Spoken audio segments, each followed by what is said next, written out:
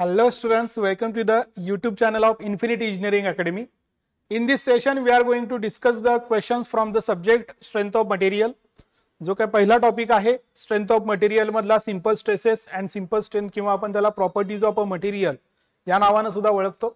तर त्या टॉपिक मधले जे प्रीवियस इयरचे जे क्वेश्चन्स आहेत जे एसएससी एग्जाम मध्ये एसएससी जेई मध्ये विचारण्यात आलेले आहेत 2018 पासून ते क्वेश्चन्स आपण या सेशन मध्ये डिस्कस करणार आहोत. तर जसे की आपल्याला माहित आहे की एक नवीन कोर्स आपण घेऊन येत आहोत की ज्यामध्ये अशाच टाइपचे जे काही क्वेश्चन्स असतील ज्या टीसीएस ने एग्जाम ज्या काही कंडक्ट केलेले आहेत किंवा आयबीपीएस ने ज्या काही एग्जाम कंडक्ट केलेले आहेत त्यामध्ये जे काही सगळे प्रीवियस इयर क्वेश्चनचे जे काही डिटेल व्हिडिओ सोल्युशनशी रिलेटेड हा एक रेकॉर्डेड कोर्स आपण घेऊन आलेलो आहोत. तर त्याबद्दल जर तुम्हाला काही इन्फॉर्मेशन माहिती पाहिजे असेल तर या नंबरवर कॉल करून जो इथे दिसत आहे किंवा तुमच्या डिस्क्रिप्शन मध्ये सुद्धा जी नंबर दिलेला आहे त्यावर तुम्ही कॉल करून इन्फॉर्मेशन जी आहे ती घेऊ शकता. ओके, तर स्टार्ट करूयात फर्स्ट क्वेश्चन पासून. First question is which one of the following is a correct relationship between Young's modulus E, modulus of rigidity G and bulk modulus K in an elastic material. तर हा session जरी premier असेल तरी live चॅटचा तुम्हाला option असतो, त्यामुळे question wise answers देण्याचा try करा आणि तुम्ही दिलेले आन्सर जे आहे ते चेक करण्याचा ट्राय करा. तर आपल्याला जसं की माहित आहे की हे जे रिलेशन आहे जे इलास्टिक कॉन्स्टंट आहे ई असेल, जी असेल, त्यानंतर के असेल आणि म्यू असेल, हे जे काही मेन 4 तुमचे इलास्टिक कॉन्स्टंट आहेत त्यामध्ये वेगवेगळे रिलेशन्स आहेत. त्यापैकी जर तुम्हाला एक रिलेशन सांगायचं झालं तर पहिलं रिलेशन येतं is equals to 2g in bracket 1 plus mu, हे एक रिलेशन येतं. त्यानंतर is equals to 3k in bracket 1 minus 2 mu, हे एक रिलेशन येतं. आणि इथं जे विचारलेलं आहे is equals to 9kg divided by 3k plus g, हे एक रिलेशन असतं. म्हणजे असे नंबर ऑफ रिलेशनशिप्स आहेत. ओके, यावर तुम्हाला सिंपल न्यूमेरिकल एक्झाम्पल पण विचारतील, स्ट्रेट फॉरवर्ड फॉर्म्युला सुद्धा विचारतील. आता इथं फॉर्म्युला विचारलेला आहे, so here option D match होत आहे तुमचा 9kg divided by 3k plus g, असा हा क्वेश्चन इथं तुम्हाला विचारण्यात आलेला होता. आणि हा जो एसएससीचा जो क्वेश्चन आहे सिमिलर असाच क्वेश्चन आपल्या रिजनल एक्झाम मध्ये ज्या काही डायरेक्ट रिक्रुटमेंट एक्झाम्स आहेत त्यामध्ये सुद्धा हे क्वेश्चन जे आहे ते क्वेश्चन्स रिपीट झालेले आहेत. त्यामुळे तुम्हाला हे क्वेश्चनची प्रॅक्टिस करणं खूप इम्पॉर्टंट आहे. नेक्स्ट वन, क्वेश्चन नंबर 2 बघा. Within the elastic limit of a material modulus of elasticity is a ratio of. तर अगदी सिंपल परत एकदा क्वेश्चन विचारलेला आहे डेफिनेशन बेस्ड. ई ची व्हॅल्यू जी आहे ती आपल्याला स्ट्रेस डिवायडेड बाय स्ट्रेन माहिती असतं, म्हणजेच हा जो रेशो आहे हा स्ट्रेस टू स्ट्रेन आहे. स्ट्रेस टू स्ट्रेन असल्यामुळे ऑप्शन सी जो आहे हा ऑप्शन सी तुमचा या केसमध्ये करेक्ट असणार आहे. So here option C is a correct. त्यानंतर हा एक क्वेश्चन आहे मॅच द पेअरशी रिलेटेड हा क्वेश्चन आहे. तर ह्या मॅच द पेअरशी रिलेटेड जो काही क्वेश्चन आहे त्याचा आन्सर देण्याचा ट्राय करा. तुम्हाला लिस्ट 1 आणि लिस्ट 2 अशा पद्धतीनं दोन तुम्हाला इथं व्हॅल्यूज दिलेले आहेत. तर या केसमध्ये बघा आता the common characteristics of a building material under stress are given under list 1 and the corresponding properties are given in under list 2. म्हणजे इथं तुम्हाला काही प्रॉपर्टीज दिलेली आहेत आणि इथं तुम्हाला काही त्या प्रॉपर्टीशी रिलेटेड तुम्हाला इन्फॉर्मेशन दिलेली आहे. तर पहिली जी दिलेली आहे ती आहे डक्टिलिटी. आता आपल्याला ह्या प्रॉपर्टीज नंबर ऑफ प्रॉपर्टीज आहेत पहिल्या चॅप्टरमध्ये, पहिल्या चॅप्टरचं नावच आहे प्रॉपर्टीज ऑफ अ मटेरियल. तर इथं 4 दिलेले आहेत. आता या काय प्रॉपर्टीज आहेत बघा. आता डक्टिलिटीशी रिलेटेड पहिला ऑप्शन वाचूया आपण. Material can withstand heavy shock loads. Second one, material can be hammered into sheets without rupture. Material can be drawn out into wires without necking down. Last आहे material fail suddenly without warning. तर ह्या केसमध्ये बघूयात आपण material can withstand heavy shock load. तर हे shock लोडशी जे related आहेत टफनेसशी रिलेटेड आहे, त्यामुळे टफनेस जे आहे याचं फर्स्ट जे आहे हे करेक्ट येऊन जाईल. Material can be hammered into thin किंवा फक्त शीट्स म्हणलेलं आहे तर हे मेलेबिलिटीशी रिलेटेड आहे, तर हे 2 येऊन जाईल, इथं ऑप्शन 2 येऊन जाईल. त्यानंतर material can be drawn out into wires जे आहे डक्टिलिटीशी रिलेटेड आहे त्यामुळे हे 3 येऊन जाईल. आणि last material fail suddenly without warning जे आहे ब्रिटलनेसशी रिलेटेड आहे त्यामुळे हे 4 येऊन जाईल. सो 3 4 1 2 जे आहे 3 4 1 2 ऑप्शन ए जो आहे 3 4 1 2 हा या केसमध्ये करेक्ट येणार आहे. So option A is a correct here. Next question बघूयात. The ability of a material to perform its intended function throughout its design life without undergoing considerable deterioration is termed as. तर हे deterioration असेल, डिसइंटिग्रेशन असेल, ह्या ज्या properties आहेत ह्या मटेरियलच्या ड्युरेबिलिटीशी रिलेटेड प्रॉपर्टी आहे. So here option C is correct. ड्युरेबिलिटीशी रिलेटेड ही प्रॉपर्टी आहे त्यामुळे याचा आन्सर जे आहे ड्युरेबिलिटी येणार आहे. Okay, so option C is a correct here. Next one, shear stress is a dash dash stress. तर शियर स्ट्रेस जी आहे ही आपल्याला माहित आहे. शियर स्ट्रेस म्हणजे ही टँजेन्शियल स्ट्रेस असते. दोन टाईपच्या बेसिकली स्ट्रेसेस येतात. त्यामध्ये असेल तुमची पहिली नॉर्मल स्ट्रेस जी प्लेनला परपेंडिक्युलर डायरेक्शन मध्ये ऍक्ट होत असते. नॉर्मल स्ट्रेस मध्ये परत कॉम्प्रेशन असेल, टेन्शन असेल. आणि सेकंड जी आहे ही टँजेन्शियल असते, त्यालाच आपण शियर स्ट्रेस असं म्हणतो. So here shear stress is a tangential stress. So option D is a correct here. Bending मध्ये काय होतं, ट्रान्सवर्स लोड ऍक्ट झाल्यामुळे ही बीम असेल अशी, यावर ट्रान्सवर्स लोड झाल्यामुळे बेंडिंग होतं बीमचं, तिथं रेजिस्टन्स जो तयार होतो त्याला आपण बेंडिंग स्ट्रेसेस असं म्हणतो. ओके. प्रूफ स्ट्रेस जे आहे, हे प्रूफ स्ट्रेस मध्ये काय होतं, जेव्हा आपण स्टीलचं जे काय माइल्ड स्टील सोडून दुसरं एखादं स्टील घेतलं, टॉर्च स्टील घेतलं किंवा HYSD बार जर घेतलेत, तिथं आपल्याला क्लिअरली यील्ड स्ट्रेस जी आहे ही समजत नाही.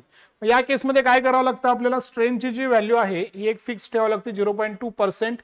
आणि इथून काय केलं जातं, एक लाईन जी आहे ही लाईन अशा पद्धतीनं पॅरल जी आहे पहिल्या पोर्शनला ड्रॉ करावी लागते आणि जिथं ही कट होते तिथून एक ऑफसेट घ्यावं लागतं. तीच तुमची स्ट्रेस जी आहे प्रूफ स्ट्रेस म्हणून कन्सिडर केली जाते.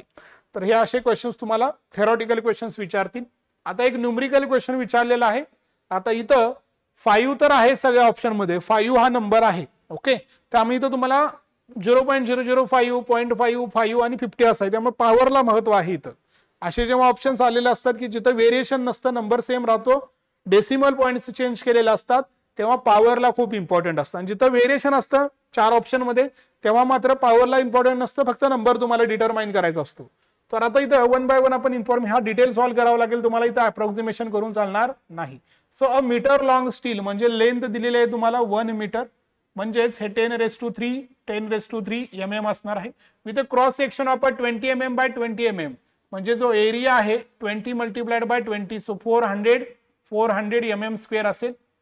Is a subjected to tensile force of, force दिलेला आहे 40 kilo newton, so 40 multiplied by 10⁻³ newton. Determine the elongation of the rod if the modulus of the elasticity E is equals to 200 gigapascal आहे.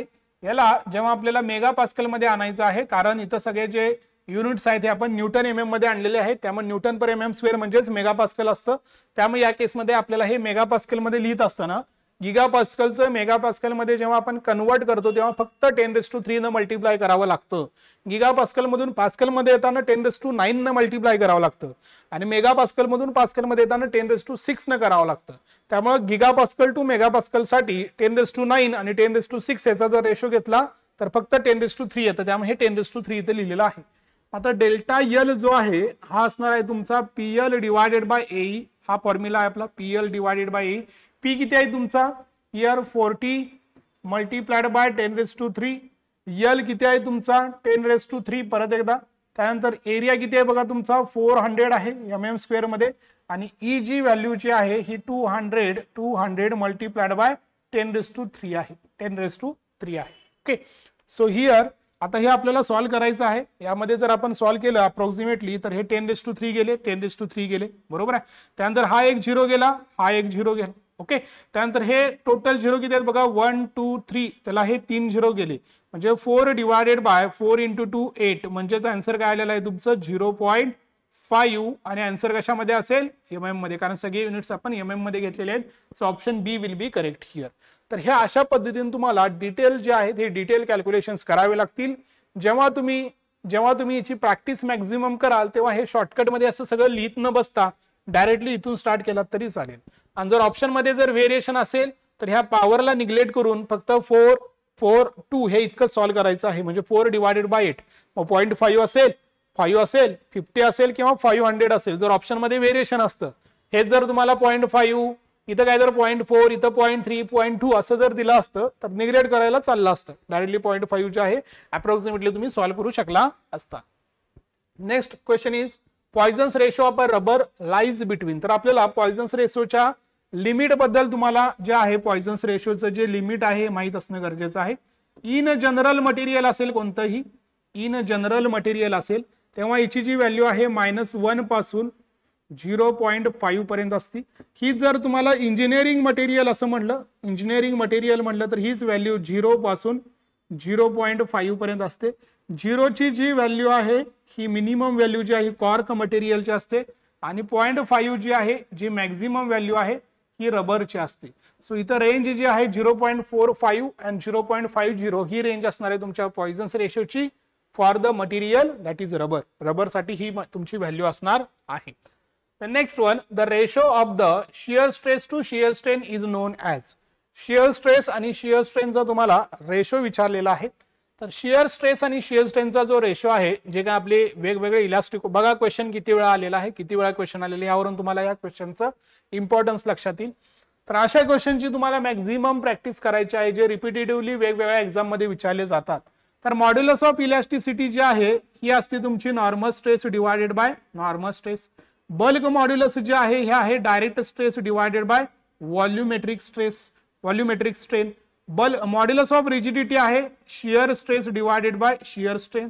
आणि Poisson's ratio असणार आहे तुमचं lateral strain divided by longitudinal strain. त्यामुळे इथं answer काय येईल, modulus of rigidity. यासाठी जी पण सिम्बॉल यूज केला जातो, सी पण यूज केला जातो, एन पण सिम्बॉल जो आहे हा एन पण सिम्बॉल या केसमध्ये यूज केला जातो. सो सी एन जी हे तिन्ही सुद्धा सिम्बॉल लक्षात ठेवा. या म्यूच्या ऐवजी काही ठिकाणी 1 डिवायडेड बाय एम हा सुद्धा सिम्बॉल जो आहे हा सिम्बॉल इथं यूज केला जातो. So here option C will be correct one. The next one, the ratio of stress induced due to the sudden applied axial load to stress induced due to the gradually applied axial load on a bar is. आता इथं काय होतं बघा, जेव्हा gradually load apply करतो तेव्हा हे P जर मी या साईडला घेतला तर इथं जे आहे आणि इथं जर एक्सटेन्शन घेतला आपण तर ग्रॅज्युअली म्हणजेच काय, 0 पासून जे आहे ही व्हॅल्यू इथं पी पर्यंत जी आहे ही इन्क्रीज होते. ओके, हे झालं ग्रॅज्युअलीशी रिलेटेड. सो सिग्मा जी असली तो. आणि हे जो सडन म्हणजे काय असते की सुरुवातीपासूनच व्हॅल्यू किती आहे तुमची पी. इथं जो आहे हा सिग्मा यस तयार होतो. तर नेहमी लक्षात ठेवायचं सडनची जी व्हॅल्यू असते ही 2 टाइम्स असणार आहे तुमच्या ग्रॅज्युअल पेक्षा. म्हणजेच ह्याचा जो रेशो आहे हा काय येणार आहे तुमचा 2 येणार आहे.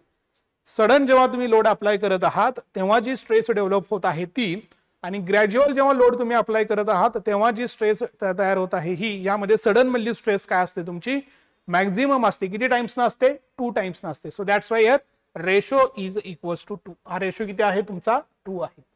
Now another question asked on the relationship between the elastic constant. The question is for a material having modulus of elasticity E, modulus of rigidity N, it is seen that E is equals to 2n, the bulk modulus K of the material is. आता इथं 2 relation तुम्हाला use करावे लागतील आणि त्यावरून हा question तुम्हाला solve करावा लागेल. तर समजून घ्या कशा पद्धतीने असणार आहे. E इज इक्वल्स टू आपल्याला माहित आहे 2g चा जो फॉर्म्युला इथं n दिलेला आहे त्यामुळे मी n लिहितो 2n divided by 1 plus mu आहे. ओके, आपल्याला C असेल, G असेल, n असेल, हे सगळे तुमचे मॉड्युलस ऑफ रिजिडिटीज आहेत. आणि क्वेश्चन मध्ये काय दिलेलं आहे तुम्हाला, E ची व्हॅल्यू दिलेली आहे 2n, बरोबर आहे. मग E जर 2n असेल तर मी जर इथं 2n is equals to 2n असं जर पुट केलं तर 1 प्लस इथे किती असलं पाहिजे, म्यू ची व्हॅल्यू 0 असली पाहिजे, बरोबर आहे ना. कारण 1 प्लस 0 1 झालं, 1 मल्टिप्लाइड बाय 2n, म्हणूनच या E ची व्हॅल्यू काय आलेली आहे 2n. म्हणजे यावरून आपल्याला असं लक्षात आलं की म्यू ची व्हॅल्यू आली 0. जर म्यू ची व्हॅल्यू 0 असेल तर E ची व्हॅल्यू काय येईल बघा, 3k इन ब्रॅकेट 1 येईल, 1 मायनस 2 म्यू. म्यू तर व्हॅल्यू 0 आहे. म्हणजेच काय झालेलं आहे तुमचं या केसमध्ये जे आपल्याला k ची व्हॅल्यू विचारलेली आहे, k काय येणार आहे बघा तुमचा E डिवायडेड बाय 3 येणार आहे. काय येणार आहे तुमचा E डिवायडेड बाय 3 येणार आहे. So that's why option C is correct. Option C is correct. तर हे अशा पद्धतीचे फर्स्ट काही सॅम्पल क्वेश्चन जे आहेत, जे SSC मधले प्रिव्हियस इयर क्वेश्चन्स आहेत, जे TCS ने एक्झाम कंडक्ट केली होती ते क्वेश्चन्स आपण इथे डिस्कस केलेले आहेत. तर असे नंबर ऑफ क्वेश्चन्स जे आहेत, हे number of questions 5000 MCQs plus जे आहेत हे MCQs ह्या कोर्स मध्ये असणार आहेत. तर नक्की याचा फायदा घ्या. डेली बेसिसवर आपण सिरीज घेऊन येत आहोत. इन्फिनिटी अकॅडमी 6000 MCQचं जे आपलं बुक आहे तिची एक सिरीज आपण लॉन्च केलेली आहे, जी विद्यार्थी मित्रांसाठी टोटली फ्री आहे आपल्या युट्यूब चॅनलवर. त्याचबरोबर एक आपण फॉर्म्युला रिव्हिजन सिरीज सुद्धा लॉन्च केलेली आहे. तर ती सुद्धा विद्यार्थी मित्रांना या युट्यूब चॅनलवर फ्रीली अवेलेबल आहे. आणि ही आणखी एक जे आहे की आता 6000 मध्ये बेसिक स्टँडर्ड लेवलचे जे क्वेश्चन्स आहेत ते बऱ्यापैकी प्रिव्हियस इयर क्वेश्चन मध्ये विचारण्यात आलेले होते. आणि हे थोडीशी हायर लेवलची जे आहेत, ह्या हायर लेवलचे क्वेश्चनशी रिलेटेड ही सिरीज आपण स्टार्ट केलेली आहे, जेणेकरून तुमचे लेवल 1, लेवल 2, लेवल 3 सगळ्या लेवलचे क्वेश्चनची प्रॅक्टिस इथं होऊन जाईल. ओके, तर ह्याच हेतून या ज्या 2 सिरीज आहेत या स्टार्ट केल्या. तर नक्की याचा फायदा घ्या. या पूर्ण सिरीजकडे एक पॉझिटिव्ह वेनं बघा. ओके, निगेटिव्ह वेनं बघू नका. पॉझिटिव्ह आणि ह्यावरून जास्तीत जास्त आपल्या कशा पद्धतीने अभ्यासाची तयारी होईल, कसं प्रिपरेशन होईल आणि कसा आपला स्कोअर येणाऱ्या एक्झाम मध्ये इम्प्रूव्ह होईल.